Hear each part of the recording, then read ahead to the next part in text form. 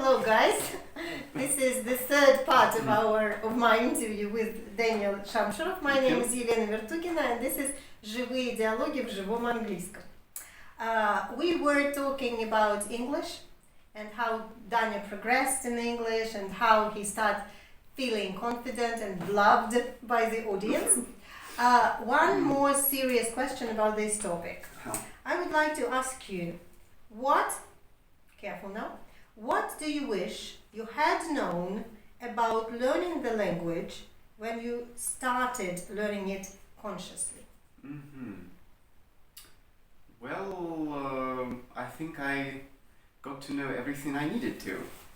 So, can't imagine why. Because you see, I actually started to learn the language at university, not at school, because I sucked at school.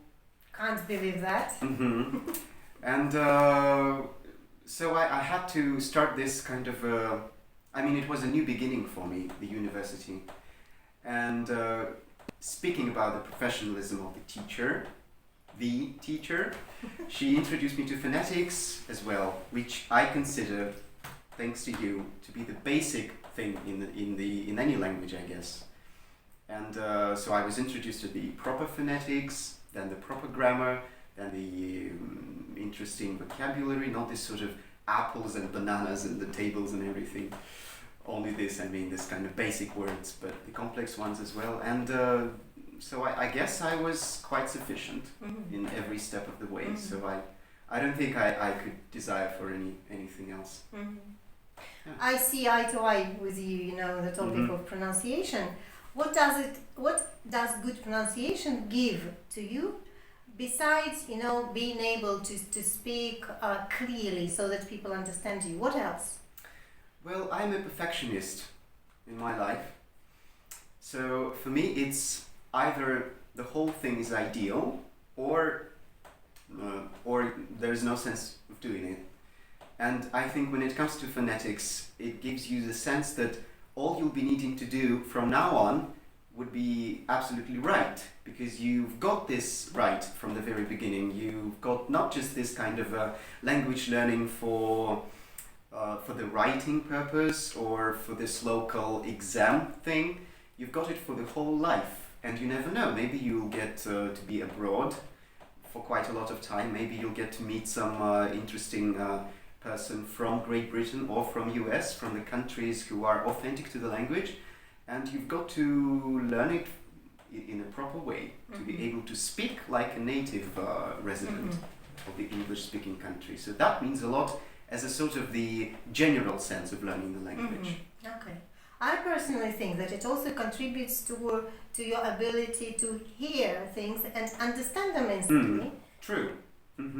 That's why I always enjoy this kind of, how can I put it?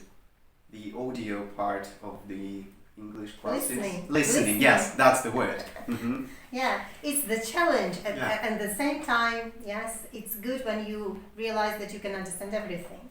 Yes, for example, this sort of do you have to do, and this is like very, very fast, but then you realize that it's do you have to, and it's sort of do. So, yeah, that's good. Yeah. That's great.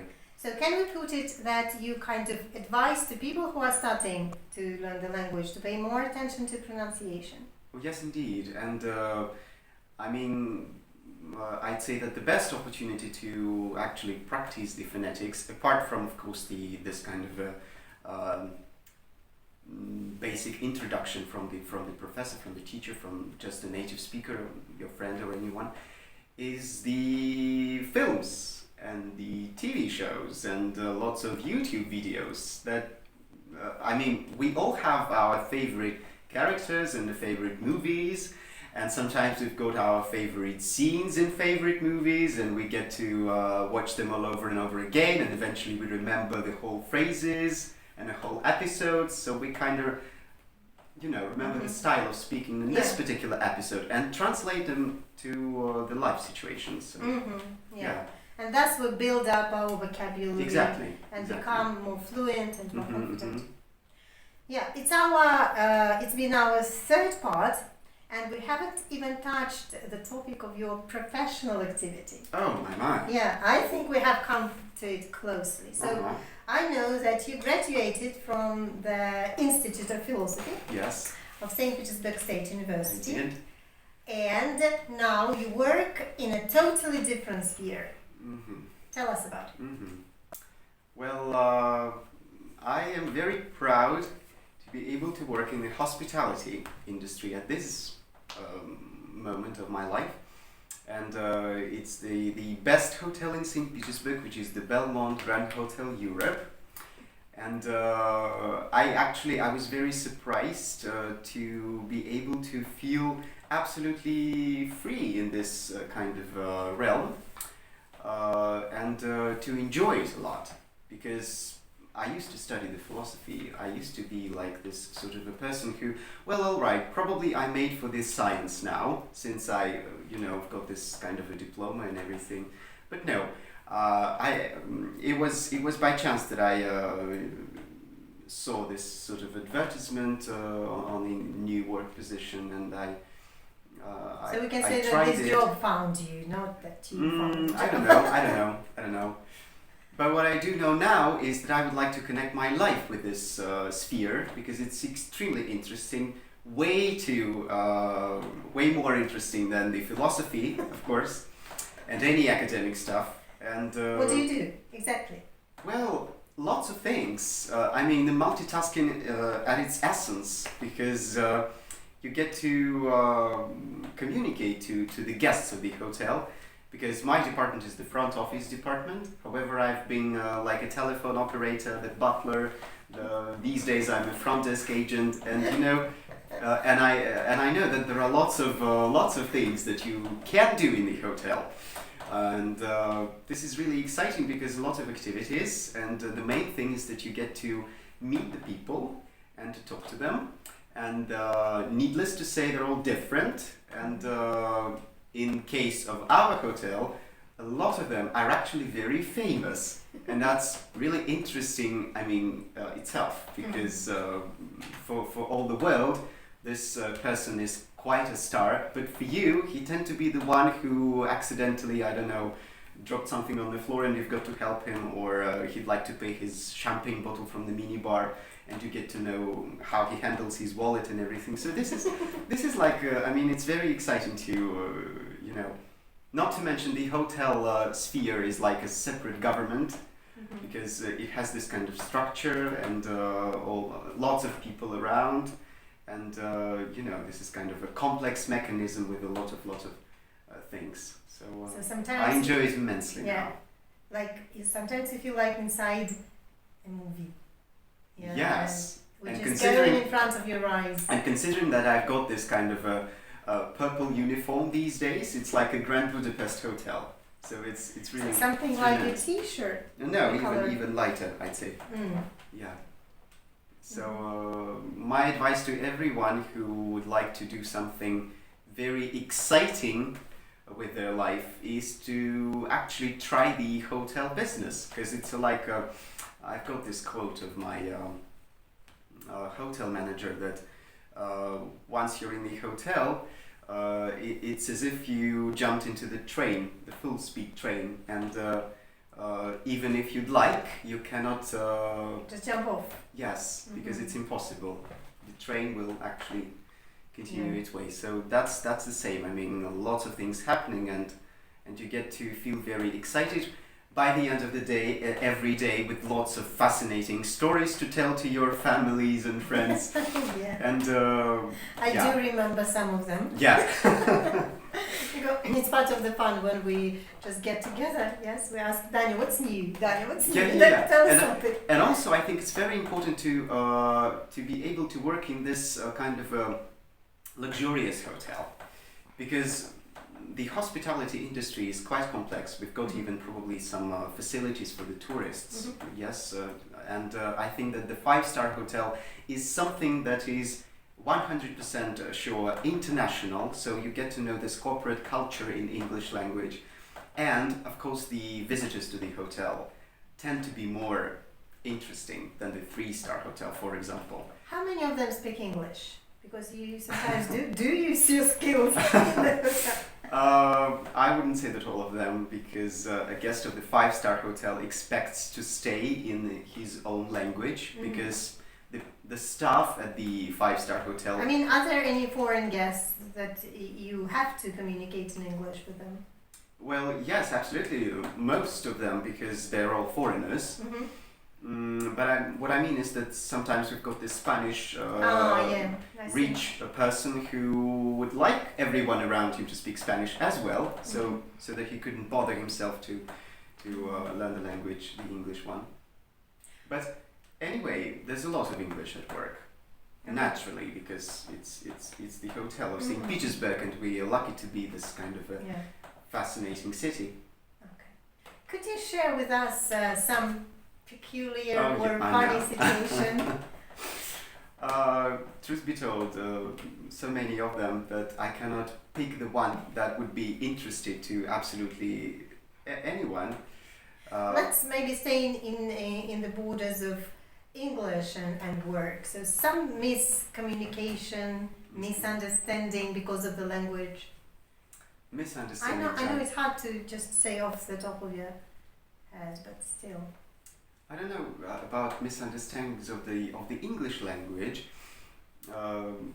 but speaking about some guests who tend to stay in their own language, we've got these Japanese guests who really did not and could not understand this simple word in English, which is the PIN code, for the credit card. Yes. And since the checking process is supposed to be connected with the credit card and the payment for the room of the hotel, my colleague was checking in the Japanese guests, and she at some point she asked them to provide their credit card for the payment, and they did, and she inserted it into the terminal, and it demanded the PIN code to be entered, and she asked them very politely, could you please, sir, enter your PIN code?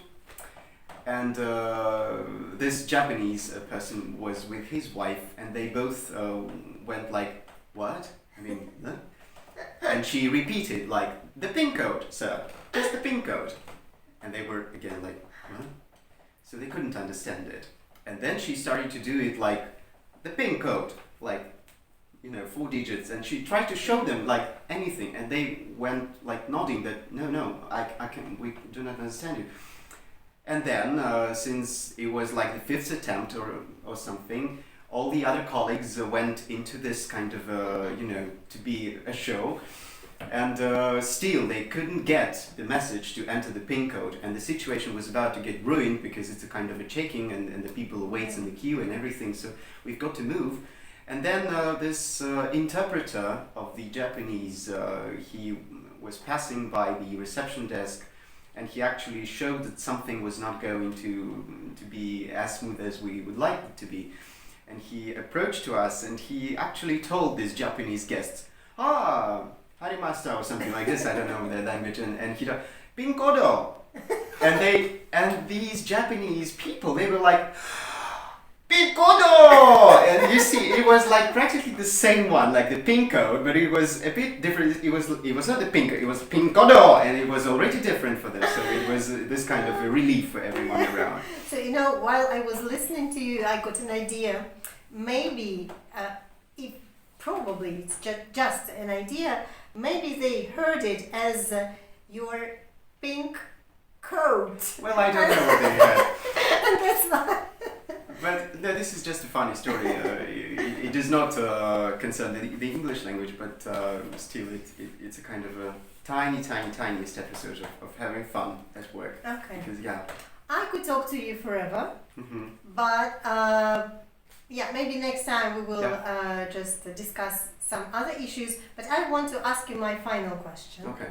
I usually ask all of my guests. So we met in say 2013. Yeah, 2013 or 2012. So it's been 7 or 11 years. Oh God. Okay. So Daniel, 8 years ago and now, how have you changed? I don't know. What has changed in you? A lot has changed because I started to value what I do, I would say.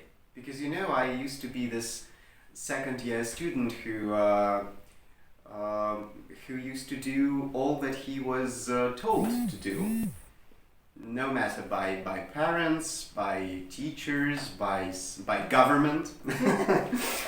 And now I think I value my life more in terms of having the serious work, the serious career prospects, the I'd say more serious attitude to your friends, to your relationship with people. So I think I'm getting to be more serious than I was 7 years ago. But I don't think I'm getting older in that sense. Because I don't think I have this sort of when we say about the person that he's actually grown up, and it's time to have the kids, and it's time to make a lot of money into building the house and everything. No, I think I'm way too but still you are not very old. You still have time for that. Well, probably true. But I do this. I do have this kind of attitude on a more profound level of everything that I do. So, for example, even reading a book, I won't be reading any book. I will be reading just the one that will probably be very helpful to me. Yeah. I mean. So you have started like evaluating the time and trying to do what is important. I think so. Okay. Because.